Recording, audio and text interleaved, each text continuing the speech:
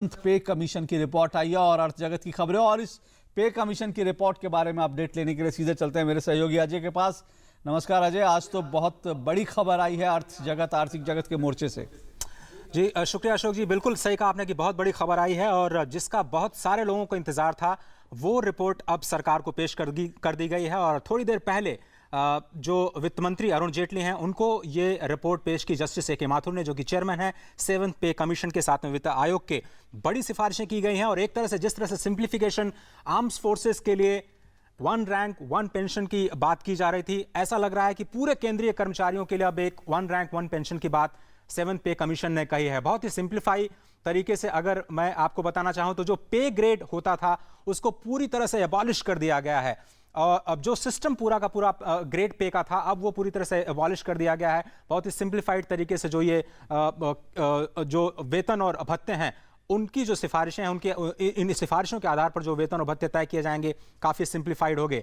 केंद्र सरकार पर कितना बोझ पड़ेगा ये सबसे बड़ा सवाल होता है, क्योंकि बजट मेकिंग प्रक्रिया पर इसका सबसे ज्यादा असर पड़ता है और इसीलिए ये समझना जरूरी हो जाता है कि जो वित्तीय बोझ है इस पूरे फैसलों का, अगर सिफारिशें मानी जाती हैं, और ऐसा देखा गया कि जो भी सिफारिशें होती हैं अशोक जी वो थोड़े बहुत चेंजेस के साथ में सरकार उनको मान लेती है।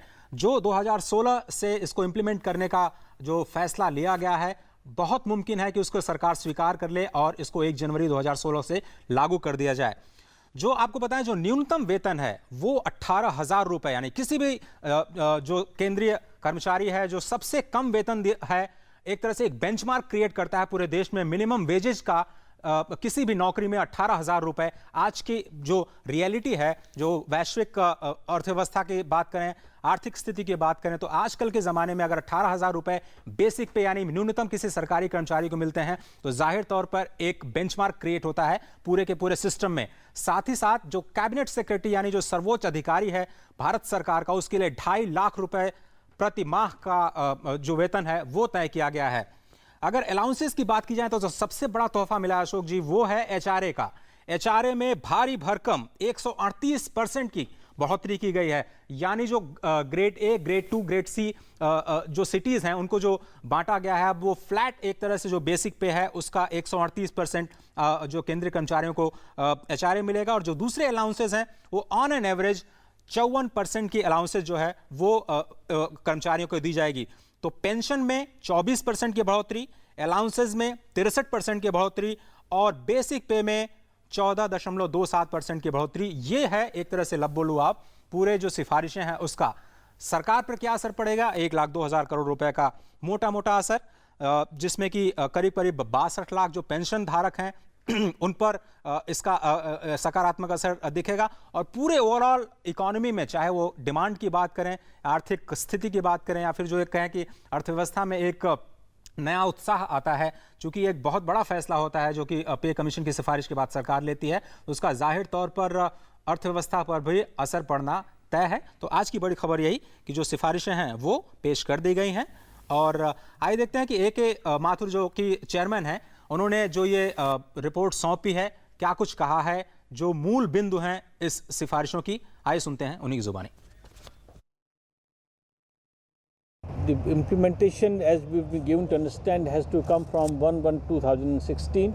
The government will have to take a call for that. And the minimum pay which we have fixed, applying the accrued formula which has been suggested by the JCM, which we have accepted it, and the basic pay will start at 18,000.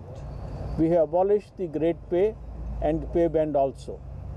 So, and that the total increase in the basic pay will be 14.27. The speculation of 15 was little of the mark. The maximum pay for a apex scale will be 2,25,000, and the cabinet secretary's pay will be about 2,50,000. The pay structure, considering the grade pay structure, the state of employees hereto will be, and the fitment formula will be 2.57 for all. Then the annual increment will be 3%. तो जो सालाना बढ़ोतरी है वो 3% की होगी। ये अभी अभी आपने सुना। वित्त मंत्री अरुण जेटली ने वेतन आयोग की सिफारिशों के प्रभाव के बारे में जानकारी देते हुए कहा कि इस पर जो बोझ पड़ेगा वो 1,02,000 करोड़ रुपए का पड़ेगा। This report will impact on currently 47 lakh serving employees of the government of India. It will also impact on 52 lakh pensioners. This also includes the defense personnel. Over and above this, these formulas which are finally accepted by the government also impact on autonomous bodies, universities, central universities, public sector undertakings, etc. The state governments will take their own view as far as this subject is concerned. The total monetary impact of this on the finances of the union government entirely, and this does not include PSUs or autonomous bodies, only the central government, and I'm giving it in approximation, is 1,02,000 crores.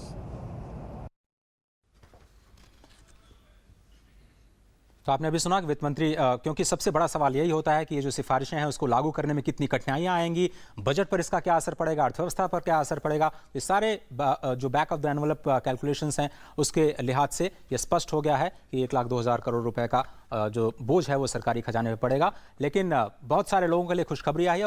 अब शायद जो राज्य सरकार के कर्मचारी हैं वो भी अब उम्मीद लगाए बैठे होंगे अशोक जी कि उनके राज्य में कब ये पे कमीशन गठित होता है और जो 7वें वेतन आयोग की सिफारिशें हैं वो कब उनके राज्यों में लागू होती हैं, क्योंकि ये सिफारिशें केवल केंद्रीय कर्मचारियों के लिए हैं। जी हाँ, बिल्कुल अजय, बहुत बहुत शुक्रिया आपका, और उम्मीद है कि आज आपके परफॉर्मेंस से जो केंद्रीय कर्मचारी हैं वो बहुत खुश हुए होंगे। बहुत बहुत शुक्रिया, आप एक बड़ी अच्छी खबर उन सब के लिए लेकर आए जो कि सरकारी मुलाजिम हैं। शुक्रिया अजय अर्थ जगत का आपकी खबर देने के लिए अर्थ जगत से। और